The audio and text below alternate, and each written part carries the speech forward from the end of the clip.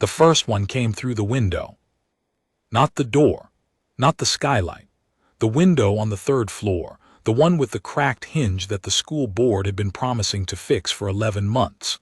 It came through glass and aluminum framing and the dusty morning light, and it landed in the middle of classroom 7C without a sound, without a warning, without the kind of dramatic entrance that science fiction had always promised alien contact would be. It just appeared, and then it killed Mr. Osai, the biology teacher, in the time it took his students to inhale. Sergeant First Class Maren Voss had been sitting in the back row. She was not supposed to be there.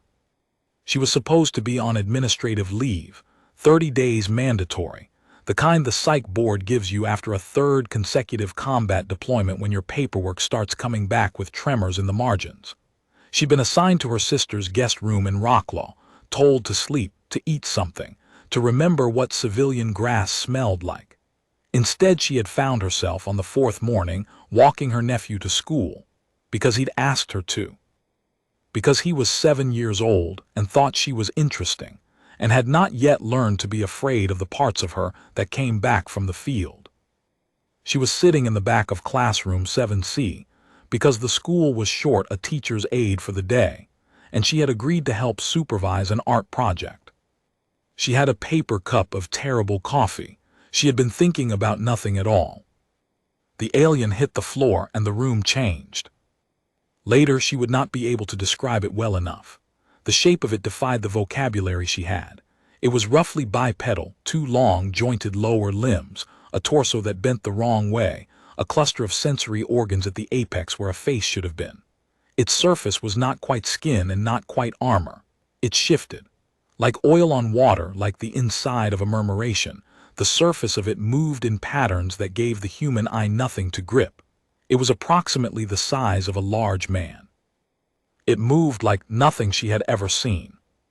It killed Mr. Osai in one motion that she did not follow, and then it stood in the center of the room in a silence so complete that 23 children forgot to breathe. Maren did not forget to breathe. She breathed in. She looked at the thing. She looked at the children. She looked at the distance between herself and the door, the windows, the fire exit she'd noted when she first sat down, because she always noted fire exits, because 14 years of field habit did not turn off for guest aid supervision duty. 23 children, 1 alien, 1 exit behind the alien, 1 window to her left, 1 door behind her. She stood up. Not fast, not panicked. She stood the way she always stood under contact, from the center of gravity outward, economical, deliberate, without the microflinch that the untrained always gave. The alien sensory cluster rotated toward her. She had the distinct impression of being assessed. "Okay," she said, "everyone get to the back wall." The children moved. Not all of them. 3 of them had locked up entirely, the brainstem freeze she recognized from soldiers under first fire. But the others moved, and the ones who moved helped the ones who couldn't, the way children sometimes do when adults make it clear what needs to happen. The alien watched her. It had not moved to stop the children. That was the first interesting thing. Whatever its purpose was, whatever calculus of priority governed the sensory cluster rotating at its apex, it was watching her and not the scattering children, which meant she was the threat it had chosen to resolve, which meant it had made its first mistake. She set the paper cup of coffee down on the desk beside her, with the particular careful deliberateness of a person who is not frightened. She was frightened. That was the second thing. She had been frightened before, had been frightened often, in the green-black hours before dawn operations, in the specific grinding silence of places where people wanted her dead. Fear was a condition, not a verdict. The question was always what you did with it. What she did was pick up the heavy 3-ring binder from the desk next to hers. 2,300 pages of third-grade curriculum materials, wire-bound with a thick metal spine. She held it by its edge. The alien moved. It was extraordinarily fast. She had expected fast, had factored fast into the geometry she was already running. Angles, distances, the furniture between them, the windows behind her. The fact that she was in a corner and corners were bad, except that corners also meant two walls instead of one open side to cover. It crossed the room in something under a second, and it was reaching for her when she moved laterally instead of back, putting the desk between them, and she brought the binder up and across in a motion that was not so much a strike as an interruption, not trying to damage it, trying to redirect it, trying to make it adjust its reach. It adjusted. It was very good at adjusting. But it had expected her to retreat. They always expected the smaller thing to retreat. That was the second mistake. She went under its reach and hit the fire extinguisher mounted to the wall by the supply closet, the red one that she had noted 11 minutes ago when she sat down. She hit the pin and the lever and turned back and discharged it directly into the sensory cluster at the alien's apex. Not because she thought carbon dioxide and pressurized water would damage it. Because eyes, or whatever analog those sensory organs served, were eyes, and anything that relied on external sense data to navigate a space would lose some fraction of its performance when that data became static. The alien's cluster contracted. Its limbs went fractionally out of sequence. Fractionally was enough. She moved for the classroom door at the back of the room, the one behind the students' desks, the one she'd made sure the children hadn't clustered in front of when she sent them to the back wall. She hit the handle and it opened. She'd checked it when she sat down, the way she always checked exits, old habit, stupid habit, the kind of habit that the psych board had been hinting was a sign of maladaptive anxiety. And she held it and she said, in the voice she used for situations where there was no time for anyone to have feelings about instructions. Move now, single file, go. They went. 20 children through the door in 11 seconds. 3 frozen ones had thought enough. She moved each of them herself, physically, hands on shoulders, the way she had moved frozen soldiers before, the matter-of-fact handling of a person who has temporarily become cargo and needs to be reminded they are still themselves. Each one moved when she moved them. Through the door. Into the hall. She was last through. She was always last through. The alien was at the door as she cleared it. She pulled the door shut, and the alien hit it from the other side, and the door held for approximately a second and a half before the latch gave. She was already moving down the corridor with the children, not running. Not yet. Running spread panic and panic stopped feet, but walking fast, projecting the particular authority of a person who knows where they are going when they don't. The school alarms were going now. Red lights in the corridor. The distant sound of children evacuating from other rooms in the complex patterns that drill had made automatic. The alien was in the corridor behind her. It had stopped chasing the children. It was following her specifically. She noticed this the way she noticed everything in the field, cataloging it without judgment. The alien had arrived with a purpose, and that purpose had resolved itself onto her, and that was either very good or very bad, and she didn't have time yet to know which. What she had time for was the gymnasium at the end of the corridor. She'd been in the gymnasium 40 minutes ago, helping set up tables for the art project, and she had noted, habit, always habit, that the gymnasium received deliveries through a loading bay on the eastern wall, and the loading bay had a roll-up door, and there were 2 maintenance vehicles parked against the western wall, and one of them was a ride-on floor polisher the size of a small car. She herded the children into the gymnasium and left them with the PE teacher who was already there, a former amateur boxer named Kowalczyk who looked at her face and asked no questions, and started moving children toward the loading bay with the brisk competence of someone who understood that the time for questions was not now. Then Maren Voss turned around. The alien was in the gymnasium doorway. She had maybe 2 seconds before it reached her. She used the first one to pick up a folding chair. She used the second one to throw it, not at the alien, past it, toward the gymnasium's fire door on the left side, so that the clatter and motion drew its sensory cluster in that direction for the fraction of a second she needed to get to the floor polisher. The machine was a Nilfisk CR 1200, 412 kilograms of motorized cleaning equipment. She had started it up earlier to move it clear of the tables. Another habit, she was always familiarizing herself with equipment she might need to move quickly. And she knew it had a full charge and a maximum forward speed of 8 kilometers per hour, which was not fast, but was fast enough for what she was doing, which was not racing. She started it, put it in gear, and drove it directly at the alien. It moved. Of course it moved. It was extremely fast, and it had been fast every time it moved, and she had known it would move. She had not been trying to hit it with the polisher. She had been trying to push it back through the gymnasium doorway, into the corridor, because the gymnasium doorway was the same width as the polisher, and once the polisher was in the doorway, it would take the alien several seconds to move it, and several seconds was what she needed. The alien back through the doorway. She drove the polisher into the frame at full speed. The polisher jammed. The door frame crumpled around it. She let go of the controls and ran for the loading bay. Kowalczyk had the children most of the way through. She counted as she ran. 19, 20. She grabbed the arm of a child who had stopped to look back. They always stopped to look back. You could not blame them. The human neck was built to turn toward threat, and moved him through the bay door into the pale morning outside. 23 children. She counted them again, 23.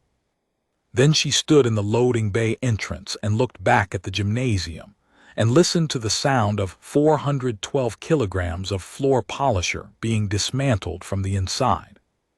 It was taking longer than she expected. That was interesting. Kowalczyk appeared beside her. He had moved the children to the far end of the parking lot, behind the concrete maintenance building, which was good cover and a defensible corner if anything came around the side. He looked at the gymnasium doors. He said, "What is that thing?" "I don't know." "What does it want?" "Me, I think." He looked at her.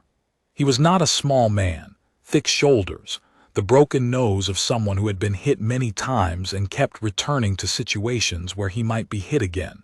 And he looked at her the way the men in her unit used to look at her before a breach, with the particular quiet that was not calm, but was something that performed the function of calm. "Why you?" She had been thinking about that.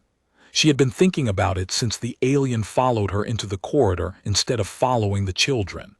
In the field, high-value targets were not always the most dangerous thing in the room. Sometimes they were the thing that other things gathered around. The thing that, if removed, caused the others to scatter.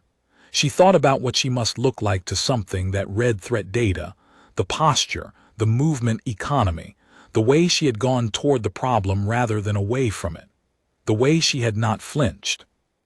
"I think it thought I was the commander," she said. She thought about what that meant. If you came to a room to neutralize resistance and you identified the coordinator, you went for the coordinator. You didn't chase children. Children didn't coordinate. Children didn't create vectors of counterattack. She was the thing that had organized the exit, directed the movement, made the decisions. She was the thing that looked, in whatever threat language the alien read, like a problem that needed solving before the smaller problems could be addressed. The sound from the gymnasium changed. The polisher had moved. She said to Kowalczyk, "Get them further away. Get them around the building north side and keep going. Don't stop until you're 3 streets clear." He went. He didn't argue. She had always liked that about soldiers. Once you demonstrated you knew what you were doing, they did not argue. She picked up a chunk of broken concrete from beside the loading bay, crumbled edge of the ramp, the kind of maintenance neglect that accumulated in underfunded facilities, and she hefted it. Roughly 4 kilograms. Not a weapon. Not exactly. She was thinking about the things she'd learned in the gymnasium, the things she'd learned in the corridor, the pattern she was beginning to map. The alien was extremely fast. The alien was adaptive. It had adjusted to every feint, modified its approach with each encounter. The alien had, by any physical metric, every advantage. It was larger, faster, denser, and capable of things she didn't have vocabulary for. But it had chosen the wrong classroom. It had not chosen the wrong classroom because of her training, though her training was part of it. It had not chosen wrong because of her physical capability, though she was in considerably better shape than most guest art project aides. It had chosen wrong for the reason that the wrong choice was always made, the reason that she had watched commanders and insurgents and every variety of adversary make it across 14 years of conflict in places whose names people back home couldn't find on a map. It had assumed she would be predictable. She had not done a single thing it expected. She had not retreated when it expected retreat. She had not run when it expected flight. She had not done the thing that its model of her said she would do, because its model of her had been assembled from insufficient data in insufficient time, and she had spent 14 years in conditions where insufficient data meant you died, and she had learned in those years not to be the thing someone's model predicted. She waited by the loading bay. The gymnasium doors opened. The alien came through at speed, sensory cluster oriented forward, moving with the particular purposefulness of something that had located its target. It was 8 meters away. 7, 6. She threw the concrete chunk, not at it, past it, and to its right, the same misdirection as the chair, and it was adapting to that pattern now. She could see the cluster rotate to track the thrown object and then immediately rotate back, because it had learned to discount thrown misdirections. Good. She needed it to have learned that, because she had not been trying to misdirect it. She had been throwing a chunk of concrete at the gymnasium's fire sensor, the one she'd noted on the ceiling when she walked through 40 minutes ago, the one with the red indicator light. The chunk hit the sensor housing at a slight angle, not a direct hit, not perfect. She'd been aiming for the override button but hit the housing instead, and the housing fractured and the sensor triggered, and every sprinkler in the gymnasium activated. Water. Not because water hurt it. Not because she knew water hurt it. She didn't know anything about it, really. She was operating on the empirical data of the last 12 minutes and extrapolation, and the grinding intuition that 14 years of contact had ground into her nervous system. She triggered the sprinklers because the alien sensory cluster had contracted in the gymnasium when she hit it with the fire extinguisher, because anything that gathered sensory data from the external environment would be degraded by noise in that environment, because water was noise. Water was kinetic interference. Water came from every direction at once and gave the cluster, whatever it was reading, millions of simultaneous false positive inputs. The alien slowed. Not much, not enough to stop it, but its movement lost the precision that made it so fast, the micro-corrections that were the difference between 8 kilometers of closing speed and a straight-line charge that she could step away from. It stumbled on the wet floor, or what passed for a stumble, a fractional desynchronization in those long jointed legs, and she moved. She went not away from it but at an angle, the same angle she had used in the classroom, getting inside the geometry of its reach, and she grabbed the nearest thing she could reach, the wheel housing of the loading ramp's manual winch, a bar of galvanized steel 6 centimeters in diameter, and she swung it at the sensory cluster. She connected. She did not know if she heard it. She did not know if it felt pain the way she understood pain. What she knew was that it reoriented, that the cluster drew in, that for the 3 seconds during which it was reorienting, she was able to put herself between it and the loading bay door, which she now pulled shut with the manual bolt that she had noted on her way through and which she had, always habit, confirmed was operational. She stood between the alien and the door. It was approximately 2 meters in front of her. Its sensory cluster had re-extended. The patterns on its surface had shifted to something she hadn't seen yet, slower, almost deliberate, the way coloration in natural organisms sometimes shifted to signal a state change. Assessment, she thought. It was reassessing her. She was breathing hard. She was bleeding from somewhere on her left forearm. She'd caught something during the grab, an edge she hadn't tracked in the motion. She noted the blood the way she noted all physical data during contact. Filed, not urgent, not relevant to the next 30 seconds. She looked at the alien. It looked at her. She said conversationally, because she had learned that talking steadied her in ways that silence didn't. I'm not the commanding officer. I'm an art project aide on administrative leave. I just happen to be very stubborn. The alien did not respond. She had not expected it to. What happened next she did not plan. She had been planning from the moment it came through the window, but she had run out of plan, had spent all the plan getting the children out and keeping the alien occupied, and she was standing in a parking lot at 9:14 in the morning with nothing between her and a thing that had come through a window and killed a man in a single motion, and she had run out of tactical angles, and there was nothing left but the thing she had left, which was the thing she had always had. Which was the particular human stubbornness that looked at insufficient odds and decided that the odds were a suggestion. She took a step toward it. Not aggressive, not a bluff. She was not large enough to bluff something this size. She took a step toward it the way she had learned to approach situations that frightened her, directly, without the feint and misdirection, because she had found over 14 years that some things, once you faced them without flinching, did not know what to do with you. Not because of any mystical property of courage. Because most things that wanted to be feared had optimized themselves around responses to fear. And when you removed the fear, you removed the script they were running on, and things without a script hesitated. The alien hesitated. It was a small hesitation. A fractional reset in the movement of those long limbs, a brief stillness in the patterns on its surface. But it was there. She saw it. She had cataloged everything it did in the past 14 minutes, and she knew what its non-hesitant movement looked like. And this was different. She took another step. The sound came from above. A low harmonic pressure she felt more in her chest than heard with her ears. The sub-bass resonance of something very large at close range. She looked up without moving her feet and saw the ship. It had been there, she realized, the whole time.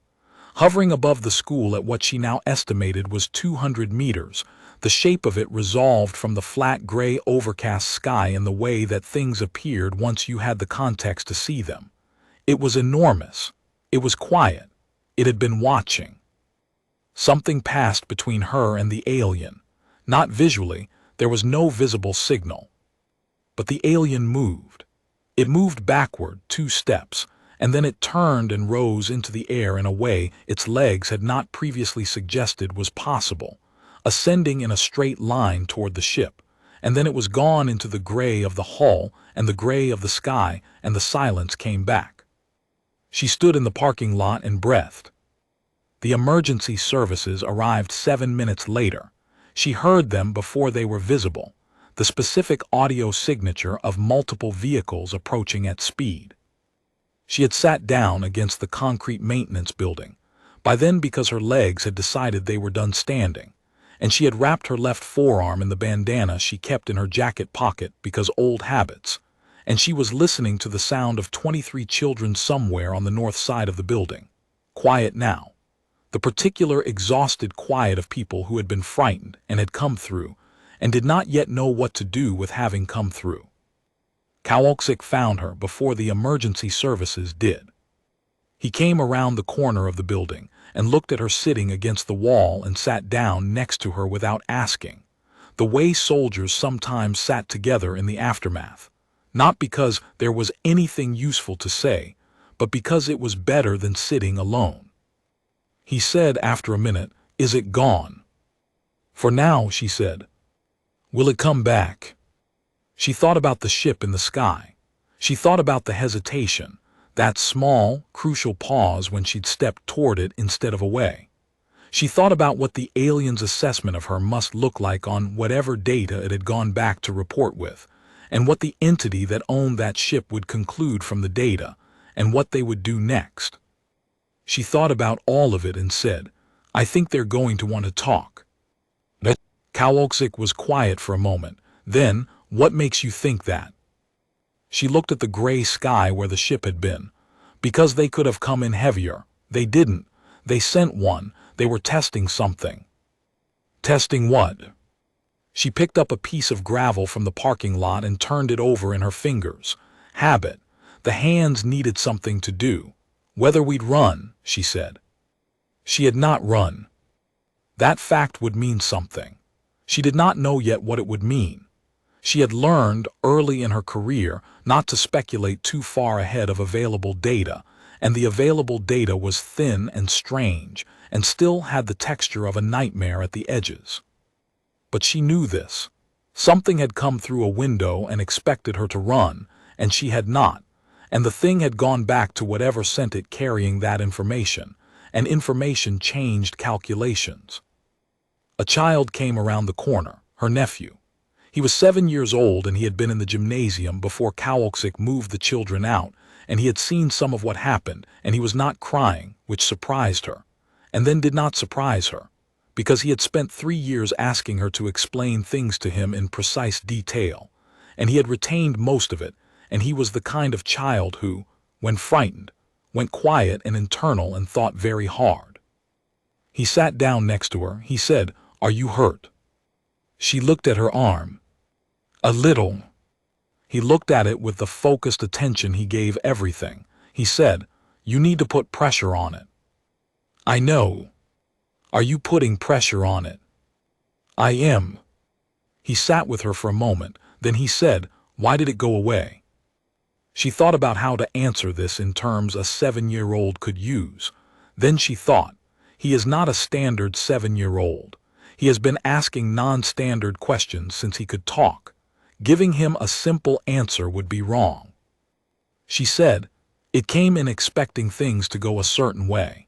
They didn't go that way, so it went back to whoever sent it to report what happened and figure out a new approach. He was quiet for a moment, processing. Then, so it'll come back with a better plan. Maybe, she said.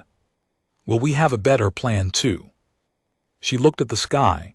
We'll have more information, she said. That's the same thing. He seemed satisfied with this.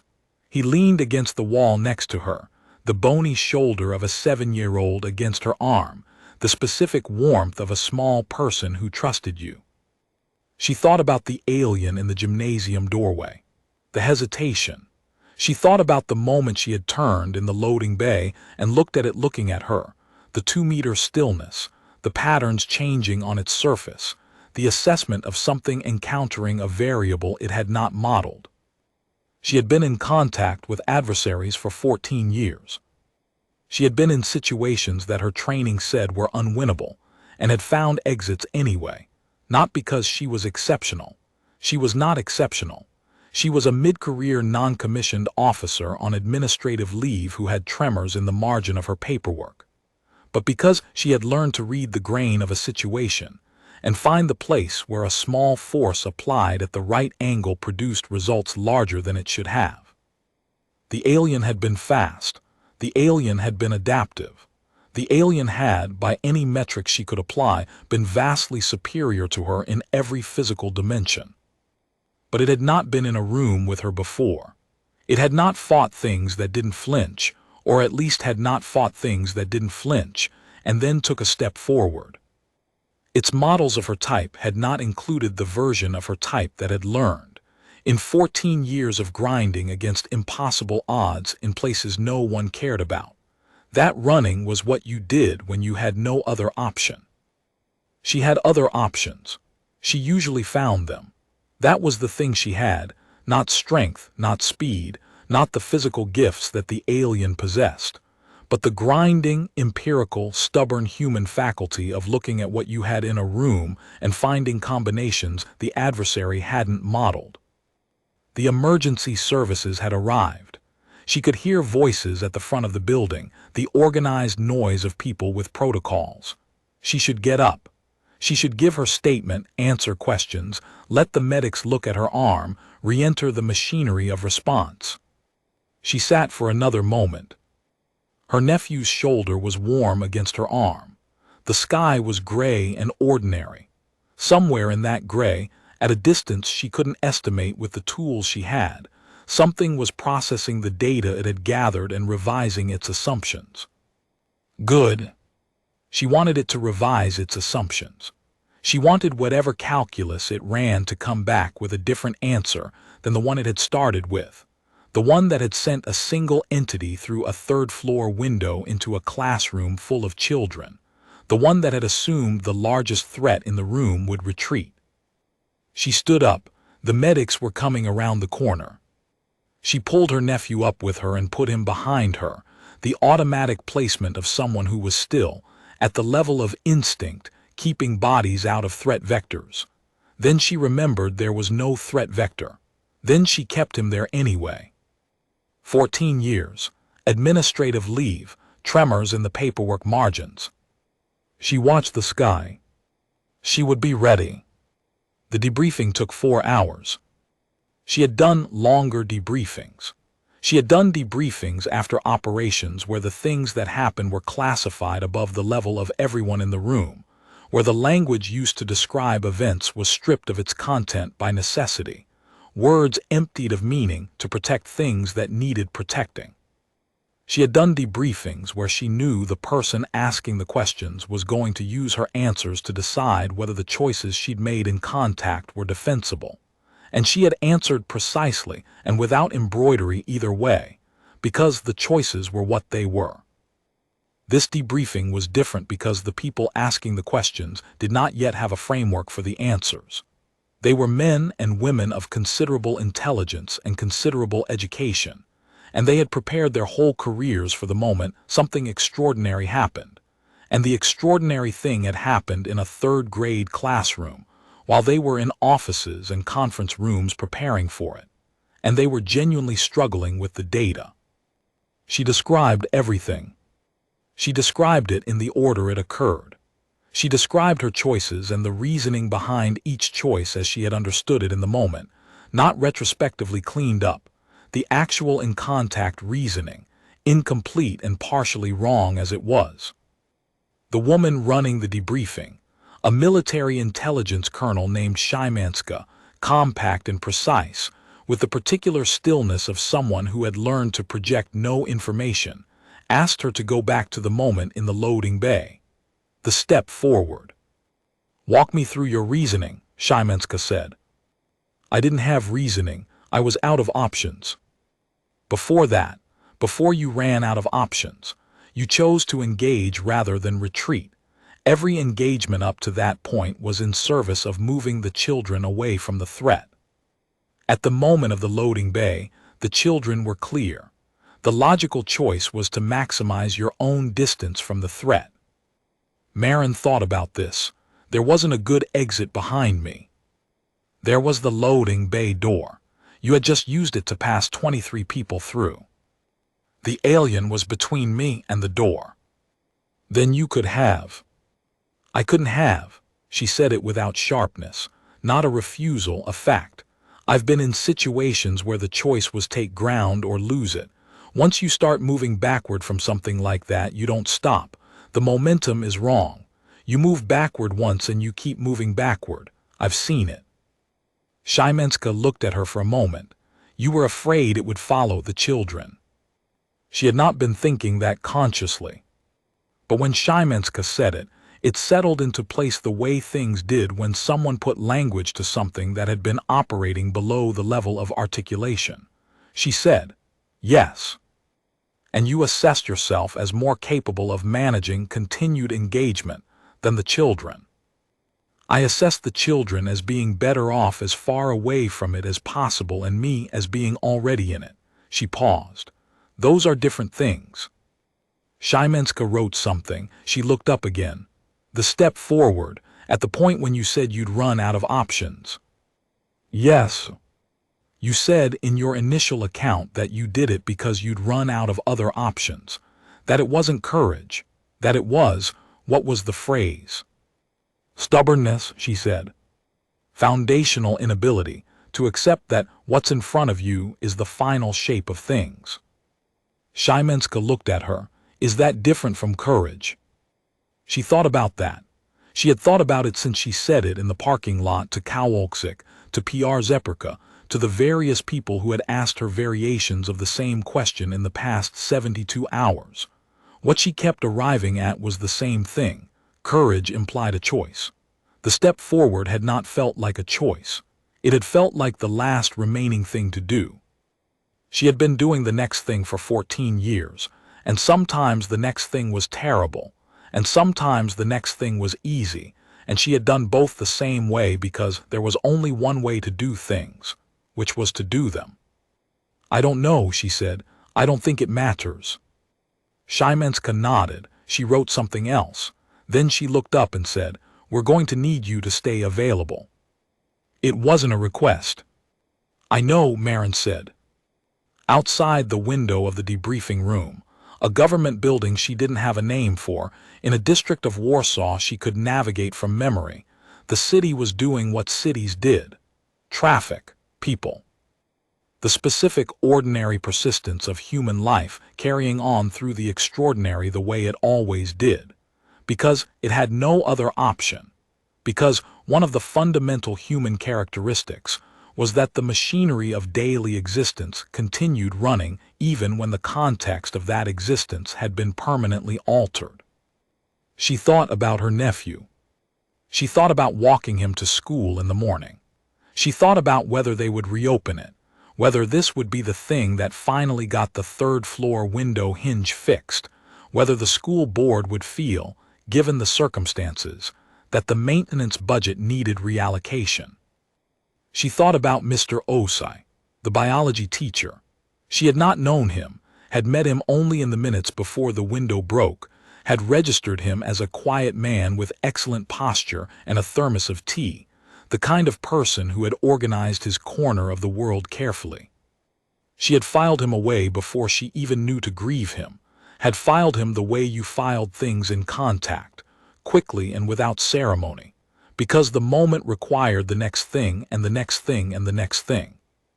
She grieved him now, in the spare, internal way she had learned to grieve, completely, not performing it, not dragging it into the debriefing room where it had no functional use.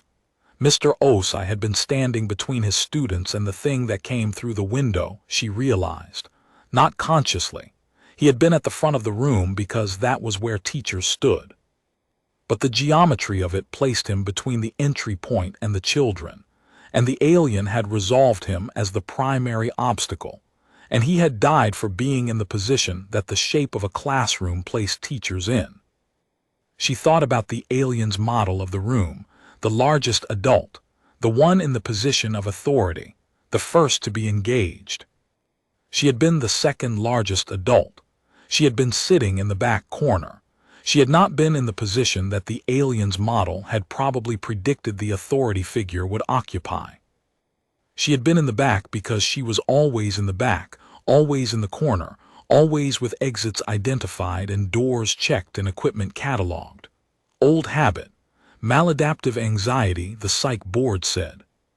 The kind of hypervigilance that was a symptom of spending too long in places where the environment was trying to kill you. She sat with the grief for Mr. Osai for a while. Then she put it where she kept the other griefs and stood up and went to find PR Zeperka, because he was the person in this situation who understood the most about what was coming next. And understanding what was coming next was what you needed when you were out of the moment and into the planning. She found him in a room full of screens. He had been there for most of the time since the incident, surrounded by people half his age who were good at the specific technical work of signal analysis, and he had the slightly hollowed look of someone who was running on professional obsession and inadequate calories. He looked up when she came in and said, "Sergeant Voss." "Still just Marin," she said. "The signal is doing something new," he said, which was his version of a greeting. She sat down next to him. The screens showed frequency maps, waveform analyses, the visual representation of something that was not quite language being taken apart by people trying to find the grammar in it. "What kind of new?" she said. "Repetition with variation," he said. "This particular structure," he pointed at a section of the waveform, "has appeared 6 times in the last 4 hours, each time slightly modified. The modifications follow a pattern." She looked at the waveform. She couldn't read it, she was not an analyst, but she had learned to look at the shape of information rather than the content, to read the structure of a thing before she read its meaning. The pattern PR Zeperka was pointing at recurred at intervals, and each iteration was larger than the last. Escalating. Building. "It's waiting for something," she said. He looked at her. "Yes," he said. "That's exactly what I think it's doing. It sent something. It's looking for a response." "Did we send a response?" "No, we don't know how yet."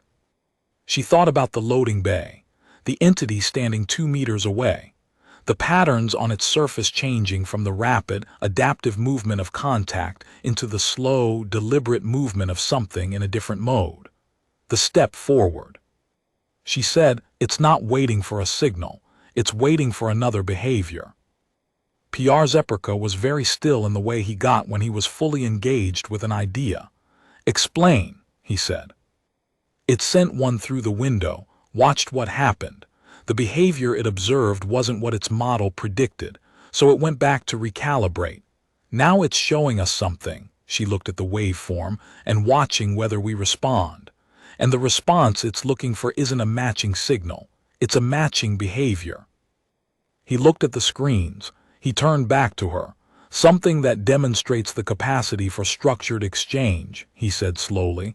"Not the exchange itself, the capacity." I stepped toward it, she said. Not away, not hostile, toward. It wasn't language, it wasn't a signal. But it was a behavior it hadn't observed in what it was trying to categorize us as. He was quiet for a long time, long enough that 2 of the younger analysts looked up from their screens to see if anything was wrong. Then PR Zeperka said, "We need to send something back, not a signal, a behavior." "What kind of behavior?" He thought for a long time. Outside the building, Warsaw moved. Somewhere over the city, everyone knew, though you could not see it from the street, the ship held its position, patient, watching. "The same kind," he said finally. "Not retreat, not aggression, movement toward a shared space." 3 days later, they made contact. Not through a window this time. Through every radio frequency simultaneously, a signal that the linguist said was not language yet, not words, not grammar, not semantics, but was structured in the way that language was structured, with the rhythms of something that had things to say and was choosing how to say them. The signal lasted 4 hours. At the end of the 4 hours there was silence, and then the signal came again, shorter, with differences that the signal's analyst said resembled a question. Maren Voss was in a borrowed conference room in a Warsaw facility she hadn't known existed 48 hours earlier. Watching linguists and astrophysicists and government officials, she recognized from news programs argue about what the signal meant and how to respond. She had been brought in not because she had answers. She had very few answers, but because she had data.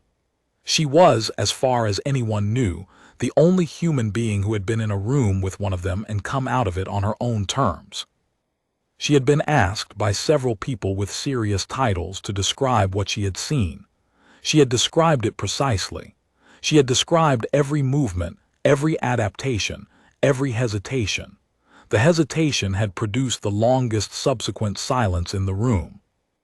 A linguist named PR Zeperka was at the table. He had been awake for 31 hours, which showed, but his mind was clearly still running on its own fuel. He said, "The second signal is shorter and structurally simpler than the first. That suggests it's oriented toward a response. They're asking us something." Someone from the Foreign Office said, "How do we respond to something we can't translate?" PR Zeperka said, "We don't translate, we match structure. We send something back that's the same length, same rhythm, same structural complexity. We're not sending information, we're sending acknowledgement. We're saying, we received your signal, we are similar to you in the relevant ways, we are capable of the kind of exchange you are proposing. Which is what? Someone asked. PR Zeperka looked at Marin. He had looked at her several times during this conversation, the look of someone who had a hypothesis and was checking it against available data. I think, he said carefully, they are proposing a conversation. I think they are surprised we are capable of one. She thought about the classroom, the window, the thing that had come through expecting something simple and found something it hadn't modeled. She said they thought we'd run. Everything runs, PR Zeperka said. That's what makes sense. If you can't fight something, you run. That's the universal response to an overwhelming superior force. They have been to many places, I imagine, many species. The ones that can't fight run. The ones that fight, he paused. The ones that fight die or they run eventually. The fight is just delay. Except we didn't run, she said. Except you didn't run, he said, and then you stepped toward it. The room was quiet. She had told them about that part. She had been precise about it because precision mattered, because the details that felt small were often the details that were load-bearing. The step forward, the pause, the alien going back to the ship. PR Zeperka said, in some models of contact linguistics, the initial probe isn't military, it's zoological. You send something to a new environment and you watch how the dominant species responds to a stress event. The response tells you what you're dealing with. Flight means one thing, fight means another, but neither of those is what you did. She thought about it. She had not been trying to fight. She had not been trying to communicate.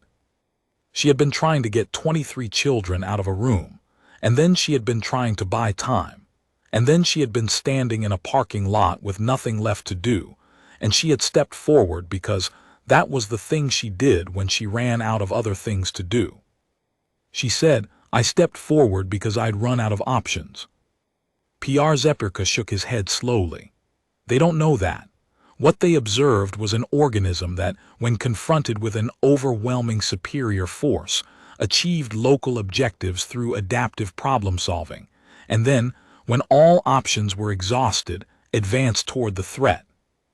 I wasn't being brave, she said. I was out of ideas. Those are the same thing, he said, from the outside. She sat with that for a moment, from the outside. She thought about what the alien had taken back to the ship. The sight of a small, slow, soft-bodied creature who had, over the course of 14 minutes, misdirected its senses, jammed a doorway with industrial equipment, used environmental manipulation to degrade its sensory function, and then, in the final assessment, stepped toward it. She thought about the patterns on its surface, the way they had slowed and shifted, something encountering a variable it had not prepared for. What do you think they are? She asked. PR Zeperka was quiet for a moment. Conquerors, he said. I think they've been doing this for a very long time. I think they've developed extremely good models of how new species respond to them. I think, he paused. I think they are very surprised to be making contact this way. What way? He looked at her, with questions instead of announcements. She thought about that for a long time. They sent a response. It took 2 days to assemble, linguists and musicians and mathematicians arguing over structure and rhythm and the precise calibration of a signal that said, "We are here, we understand you are speaking, we are capable of speaking back." It was not information. It was handshake protocol. It was the first line of a conversation that no one knew how to have. The response came 6 hours later. Longer this time, more complex. The analysts said it was showing them things, geometric structures, physical constants, the kind of shared mathematical reference that said, "We know you understand these, we are assuming you as capable of a level of abstraction." They were being promoted. In whatever scale the ship used, they had been upgraded from an interesting animal to a potential interlocutor. Marin Voss was not a linguist. She was not a diplomat. She was a sergeant first class on administrative leave with tremors in her paperwork margins and a child who needed to be walked to school. She sat in the borrowed conference room and watched people who were more qualified than her work the problem she had started, and she drank the terrible coffee they brought her, and she thought. She thought about the classroom. The coffee cup she'd set down carefully while assessing threat vectors. She thought about Kowalczyk, sitting down next to her against the building without being asked. She thought about her nephew's shoulder, warm, trusting, the weight of someone who had decided you were reliable and leaned on you accordingly. She thought about 14 years, the places no one could find on a map, the specific education of being in situations that were supposed to be unwinnable and finding out, over and over, that unwinnable was not the same as lost, that the gap between unwinnable and lost was filled with improvisation and stubbornness, and the grinding refusal to accept that what you had in front of you was the final shape of things. On the fourth day, the ship descended. Not over a military installation, not over a capital city, over the school. She stood in the parking lot. She had come back because she had not been asked to, had come back because the school had been evacuated after the first incident, and then reopened, and then evacuated again when the ship appeared overhead. And she had come back because she was the one with data and data was what this required. And because her nephew would not have been surprised by her being there, and that mattered to her in ways she didn't analyze. The ship landed in the school field. It was quieter than it had any right to be. The entity that emerged was not the one she'd fought in the classroom. It was larger. Its surface moved with different patterns, slower, more deliberate, the patterns of something in a different mode than the one that had come through the window. It descended the ramp with the unhurried movement of something that had come to a conclusion. She stood in the parking lot. Behind her, at what she judged to be a safe distance, were PR Zeperka and two other linguists, and a number of people with titles she didn't fully understand. In front of her was the parking lot, the school field, the ship. The entity stopped 6 meters from her. Its sensory cluster was oriented toward her. She recognized the orientation. It was the same orientation as in the loading bay, the focused attention of something conducting an assessment. She felt the familiar weight of it, the sense of being read, categorized, filed. She stood still. The entity produced something, not a weapon, a flat surface that shimmered and resolved into something she couldn't read, patterns that the linguists behind her had been preparing for, that their months-long analysis of the transmitted signals suggested were close to what they called a shared referent matrix, a starting point, a foundation for language. She looked at it. She did not understand it. She had never claimed to understand it. She looked up at the entity. She said, "I don't know what that is. I know someone who does." She indicated PR Zeperka without looking away. "If you're willing to wait, he'll come forward." The entity's cluster shifted. The surface patterns moved in the slow, deliberate way she'd come to read as a transition state. She said, "I know you can't understand me yet, but I'm telling you anyway because that's what we do. We talk at each other before we can talk to each other. We've been doing it our whole history. It usually works out." The patterns on the entity's surface moved. Behind her, she heard PR Zeperka walking forward.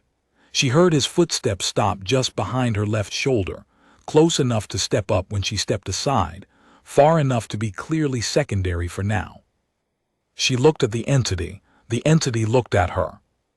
She thought 14 years, 30 days administrative leave, tremors in the paperwork, a nephew who asked precise questions and retained the answers. A cracked window hinge that the school board had been meaning to fix. The bad habit of noting fire exits and checking door bolts and keeping your hands free and finding something useful in every room. She thought, this is what they found when they came through the window.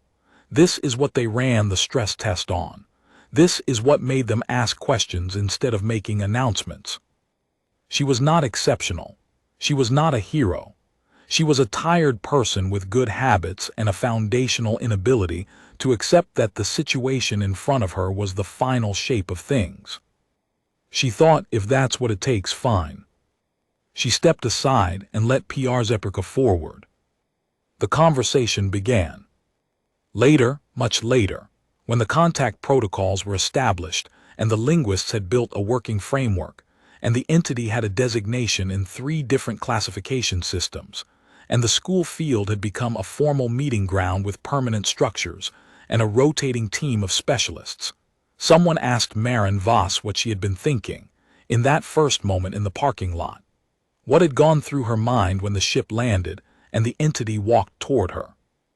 She thought about how to answer.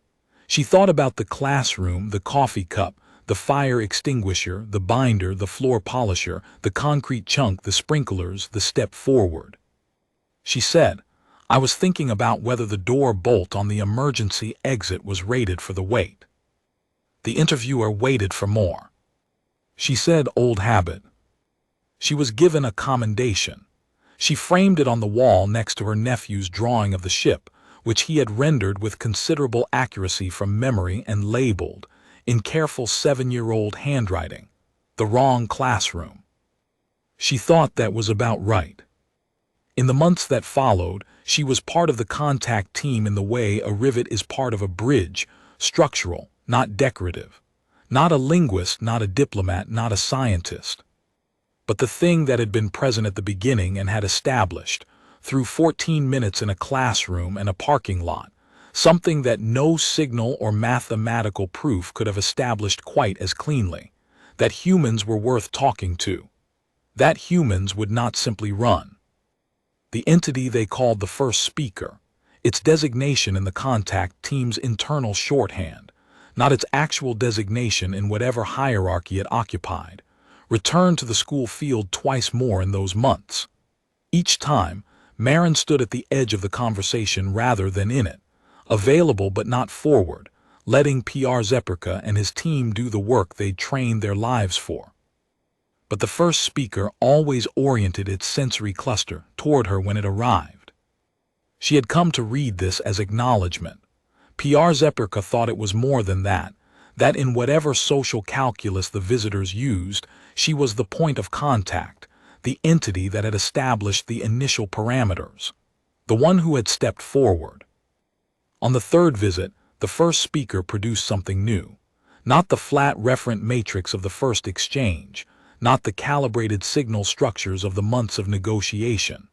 It produced something small, held it out in the appendage structure it used when it wanted to pass an object.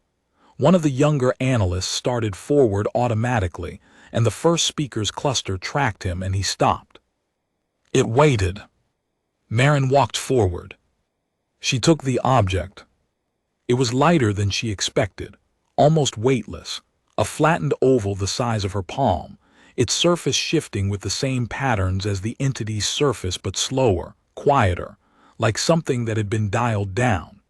She held it and looked at it and felt it do something she couldn't describe, a resonance that wasn't quite vibration and wasn't quite sound, that sat somewhere in the register of presence. She looked up at the first speaker. She said, I don't know what this is. The patterns on the entity's surface moved. PR Zeperka, standing 3 meters behind her, said quietly, that configuration, the structure it's showing right now, we've seen it 3 times in the signal history. We think it correlates to something like an introduction, a self-presentation. A name, she thought. Or something that served the function a name served. She looked at the object in her hand. She thought about names. She thought about the things they carried, the accumulated history of what a person had done, what they'd survived, who had trusted them, and why. She thought about how inadequate a name was to contain all of that, and how it was the best compression system anyone had ever designed. She said, Maren Voss, Sergeant First Class. I write my paperwork with tremors in the margins, and I walk my nephew to school, and I sat in the back of a classroom in a city called Rocklo on an unremarkable Tuesday, and I chose not to run. That's most of what I am. The patterns on the first speaker's surface moved in the slow, deliberate way she'd come to read as deep processing, the equivalent, perhaps, of thought. Then it did something she hadn't seen before. It oriented its sensory cluster not toward her face, not toward her hands, not toward any of the external data sources it normally read. It oriented toward the center of her chest. The pattern of it changed again, softer, slower, almost rhythmic. Piarzepirka behind her inhaled sharply. "What?" she said, not looking back. "That pattern," he said, and she could hear him controlling his voice with the precision of a man who did not want to project either excitement or alarm. "We've seen it in the signal once. Very early in the transmissions, before we understood much of anything. We think, we're not certain, but we think, it may be the structure that indicates what they'd call a worthy opponent, or something like that. The translation is very approximate." She thought about 14 years. She thought about the particular education of repeatedly being the smaller, slower, softer thing in the room and learning, over and over, that smaller and slower and softer were not the same as less. She thought about a biology teacher with a thermos of tea who had stood at the front of his classroom because that was where teachers stood, and who had not gotten the chance to choose. She thought about Kowalczyk sitting down next to her against the wall without being asked. She thought about 23 children moving through a door. She thought about the fire extinguisher, the floor polisher, the chunk of concrete, the sprinklers, the step. She thought about the way her nephew drew the ship from memory, accurate, detailed, the eye of a child who paid close attention and retained what he saw. She said to the first speaker, "I don't think I'm what you mean by that. I think the worthy opponent is all of us. I'm just the one you happen to meet first." The patterns on its surface moved and settled. It kept the cluster oriented on the center of her chest for another moment. Then it turned and walked back toward the ship with the same unhurried movement it had arrived with, and the ramp rose, and the ship rose, and the gray sky absorbed it, and it was gone.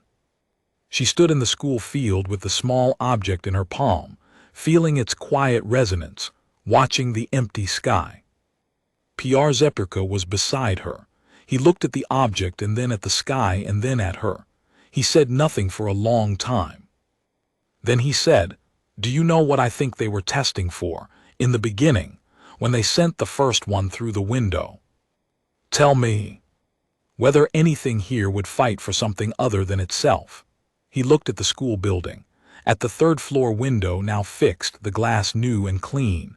Not for territory, not for survival, for 23 children who weren't its children in any biological sense, for a stranger's nephew, for people it didn't know. She thought about that. She said, "You think that's what they were looking for?" "I think they've been to a great many places," he said. "I think they've seen every variety of self-preservation. Species that fight to survive are not interesting. Everything fights to survive. That's gravity. It requires no explanation." He looked at the object in her hand. "But something that fights for something outside itself. Something that, having exhausted every other option, steps toward a threat because the alternative is other people facing it alone." He paused. "That's rarer." She looked at the object. Its surface patterns moved in the quiet, rhythmic way of something at rest. She said, "We do that all the time." "I know," he said. "I think that's what surprised them." She turned the object over in her fingers. 4 kilograms of concrete thrown at a fire sensor. A bandana wrapped around a bleeding forearm. A rivet in a bridge. The ordinary compression of 14 years of learning that the world was full of things that wanted you to run, and that sometimes the only defensible response was to stay. She put the object in her jacket pocket, where it sat, small and resonant against her ribs. She walked back toward the building. She was going to be late to walk her nephew home.